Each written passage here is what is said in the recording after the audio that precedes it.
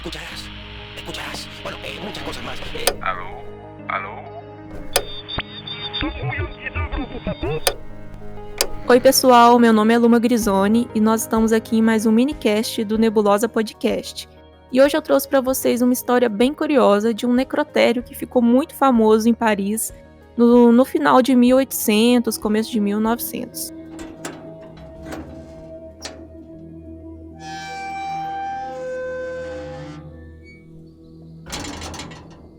Bom, esse necrotério, a história dele é curiosa porque foi um necrotério que começou a ficar muito popular e já chegou assim, a registrar 40 mil pessoas num único dia, dependendo do caso, se o morto era muito famoso. Eu vou explicar para vocês. O que acontece? No centro de Paris havia uma prisão, pelo que eu entendi aqui, e nos fundos dessa prisão foi construído um necrotério. Se hoje em dia, com toda a tecnologia que a gente tem, com toda a facilidade de comunicação, ainda assim alguns corpos não são identificados, pessoas somem. Bom, naquela época, então, isso acontecia muito e era um pouco difícil identificar esses corpos. Então, eles resolveram fazer tipo uma sala de exposição desses corpos e as pessoas passavam por ali, observavam os corpos. E a ideia dos administradores era que as famílias aparecessem, né, alguém identificasse esses corpos para dar um fim adequado. Bom, mas o que aconteceu foi o seguinte: esses corpos eles começaram a ficar famosos, esse lugar. Assim, as pessoas iam não tanto com a intenção de identificar, nem reconhecer, nem nada. As pessoas iam pela mera curiosidade. E eu vou explicar para vocês um pouco do que acontecia. Bom, nessa época, os jornais eles estavam assim, em um crescimento absurdo, né? E os jornais eles começaram a perceber naquela época que quando eles davam notícias sensacionalistas e polêmicas sobre crimes brutais, as pessoas se identificavam muito. Então, eles davam essa notícia, os corpos estavam nesse necrotério, então as pessoas liam o jornal e ficavam curiosas. Então elas iam nesse necrotério para ver, digamos que era uma vitrine, uma ilustração do que tinha acontecido nos jornais. Bom, isso não é muito diferente hoje em dia, né? Se até no ano de 2020 isso funciona um pouco, né? Notícias de crimes e sensacionalismo dá muita audiência. Naquela época, então, eles estavam descobrindo isso e se aproveitando muito. Dava muito lucro para o jornal.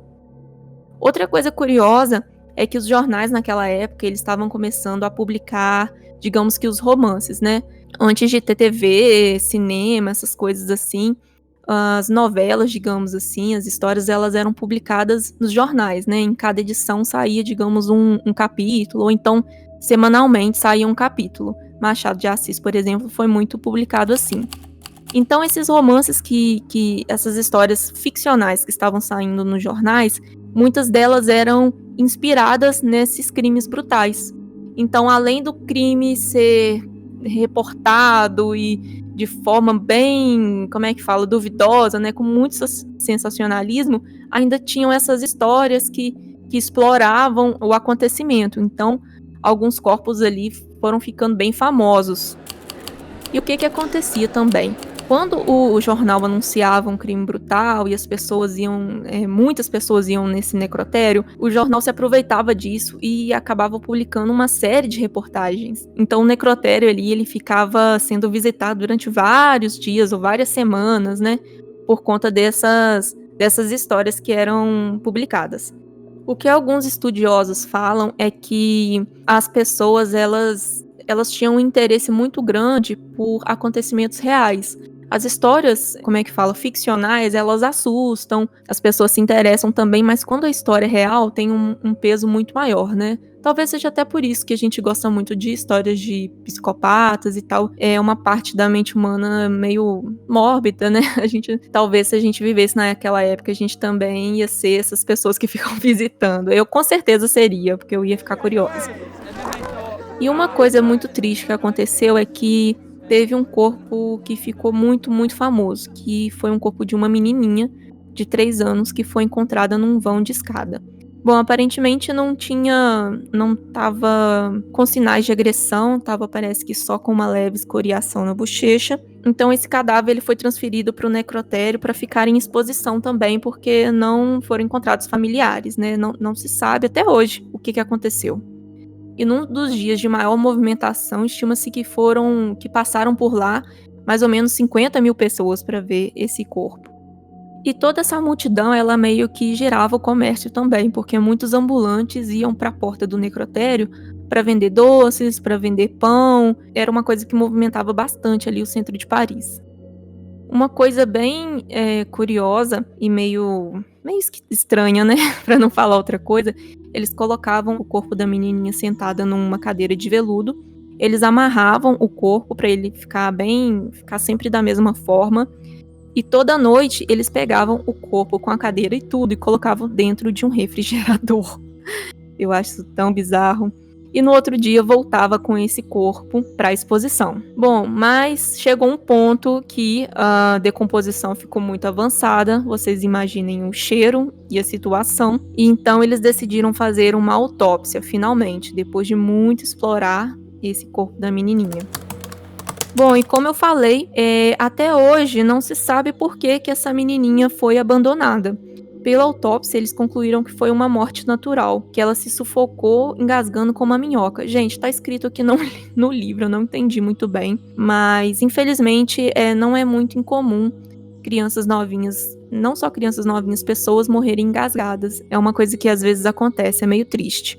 Então, aparentemente, ela se engasgou ali, como uma minhoca, não entendi. E ela foi abandonada por algum motivo. Não se sabe, até hoje não se sabe o que aconteceu. E esse necrotério, ele ficou tão famoso que, assim, as pessoas iam a Paris para visitar a torre, né, os museus e tal, e o necrotério, ele tava ali entre as atrações culturais. Então, as pessoas visitavam vários pontos turísticos de Paris e passavam também no necrotério. O interessante é que no necrotério não se pagava, né? E ele ficava aberto ao público, então digamos que era uma atração inclusive muito democrática, né? Qualquer um podia participar ali, ao contrário de várias atrações ali em Paris. Bom, o necrotério transformou a vida real em espetáculo até ser finalmente fechado para o público em 1907. Bom, gente, a história é essa. Enquanto eu tava lendo essa história, eu me lembrei de uma situação bem triste que aconteceu na minha cidade natal. Uma menina, eu acho que na época ela tinha uns 13 anos, assim.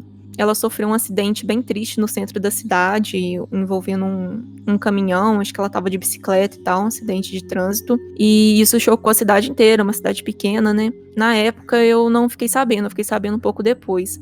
Então amigos próximos me contaram que no velório dela deu uma multidão absurda de pessoas, né? Deu muita gente para o trânsito. E aí fica a pergunta para vocês, né? Mudou alguma coisa? Porque a maioria das pessoas ali não conheciam ela. E eu não sei muito bem o que motiva as pessoas irem a esse tipo de lugar para ver essas situações, né? Não sei se é a curiosidade de ver o corpo, não sei se é a curiosidade de ver a família desesperada. Eu não sei, eu acho isso meio estranho. Mas quando tem acidentes, assim, principalmente quem mora em cidade pequena, coisas assim bem trágicas, geralmente os enterros dão muita gente, né? Então, enfim, não mudou muita coisa hoje em dia.